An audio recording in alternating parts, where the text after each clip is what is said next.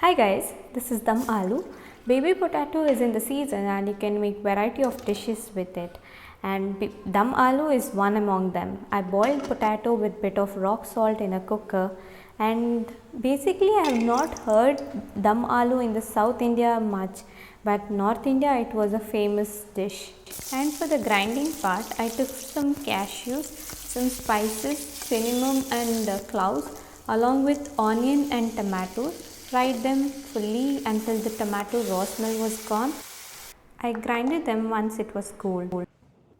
In the same pan, I took some oil along with chili powder and bit of turmeric and fried the peeled potatoes in it.